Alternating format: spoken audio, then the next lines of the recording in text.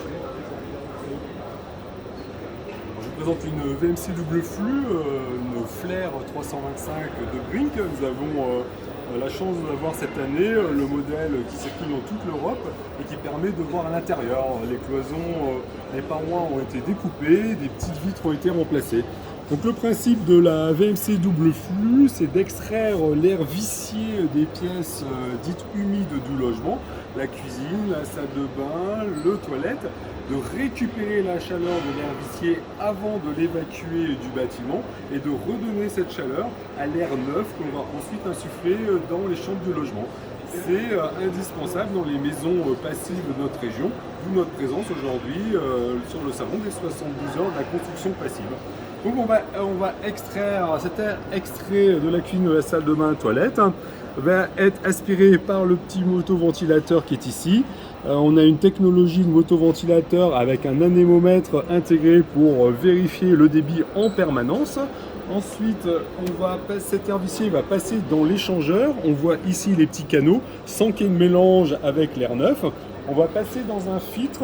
Ici, on a un filtre grossier qui est cet emplacement-là, qui va retenir les grosses poussières du logement pour ne pas salir l'échangeur. Et ensuite, à la sortie de l'échangeur, on va rejeter cet air vicié à l'extérieur du bâtiment. À l'opposé, nous avons une prise d'air neuf extérieure. Dans cette prise d'air neuf, va passer à travers un petit préchauffeur, car comme nous avons un échange thermique, nous avons une production de condensats. En dessous de la VMC, il y a un petit siphon, et lorsqu'il fait très froid, ces condensats risquent de geler. Donc le préchauffeur va s'activer à certaines périodes lorsqu'il fait très froid pour éviter ce phénomène. Ensuite, l'air neuf va être filtré. Là, on va mettre un filtre fin qui retient la majorité des pollens et des particules fines de l'air extérieur.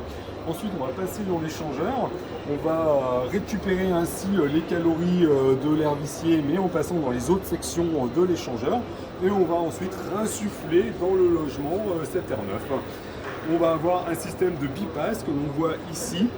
Ce bypass va permettre, les soirs d'été, en pivotant, de court-circuiter l'échangeur, ce qui fait qu'on va pouvoir faire rentrer l'air frais extérieur directement dans le logement, suivant le paramétrage que l'on aura réalisé lors de la mise en service. Et dans les projets de maisons passives, on va sur le réseau d'insufflation ajouter des petites, ce qu'on appelle des batteries, ce sont souvent des petites résistances électriques, donc qui peuvent être des batteries à eau chaude pour réaliser les petits appoints énergétiques dont pourrait avoir cette maison passive.